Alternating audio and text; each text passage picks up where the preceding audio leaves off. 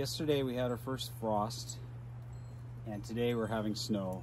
So needless to say, I'm a little behind this year on winterizing these bananas. But to tell you the truth, it's been so mild here over the past few months that I just left them up because they were looking just fine. So obviously after the first frost, the leaves look pretty bad and tattered. And today with the snow, they're all bent down. So I'm going to go ahead and cut all these leaves down and show you how I winterize this Musa Basjoo banana. And this is just my method of doing it. I don't really protect it too much other than what I do today. And it comes back every spring and grows to 15-20 feet high. So I'll get started and show you what I do. So the first part is obviously I want to trim all these leaves off. And then what I do with the leaves is I actually pile them along the bottom onto the soil to cover the root ball, and that provides the insulation for the winter. Because as long as the roots are protected, this will come back next year. So sometimes I use maple leaves. I gather maple leaves from trees that have lost them around the area. I pile them and then I put these on top.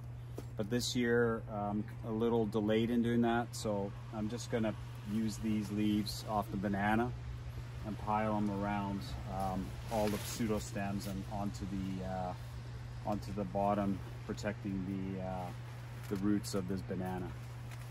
So get started here. And for now, I'm just going to pile them. I'm just going to get them out of the way and pile them in a pile here. And then I'll carefully place them around. I'm just using a sharp bread knife for this. Works quite good.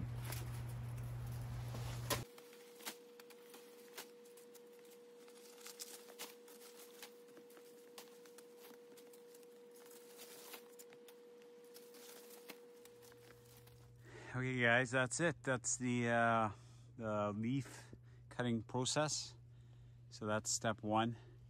Now I'm going to take these leaves and just wrap them around the bases and make a nice big thick pile to act as insulation for the winter. So let me show you guys how to do that.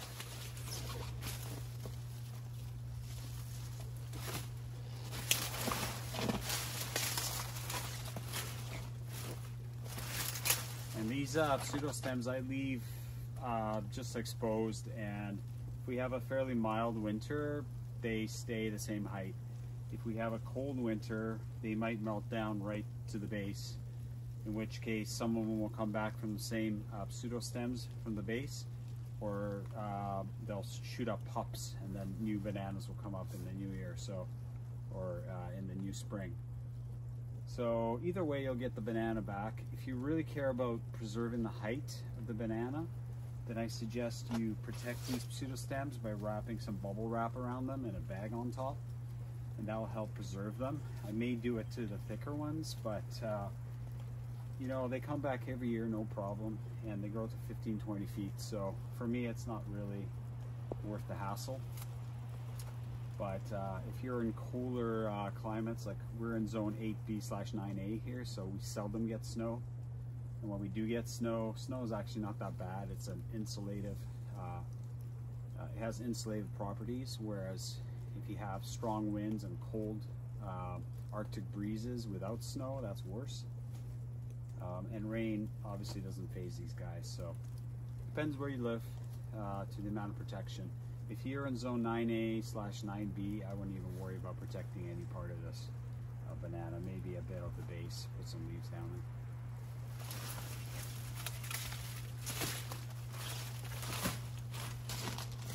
In theory, the higher you pile these, the more protected the pseudostems will be. So if you have enough leaves and you want to pile them up to here, that's great. You can also build a cage around these, wire cage, and fill it with leaves, and that will also protect them. But this is all I do for my bananas every year.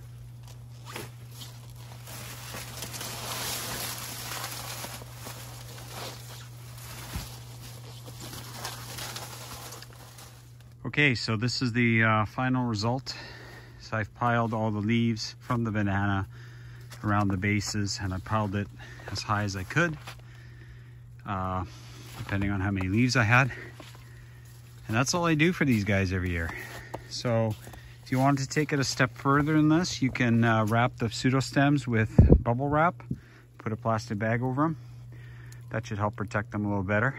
If we have a really cold winter, these pseudostems might melt down to below where I have the leaves piled, or maybe right to the base. But they always come back with either pups or new growth from where they were cut.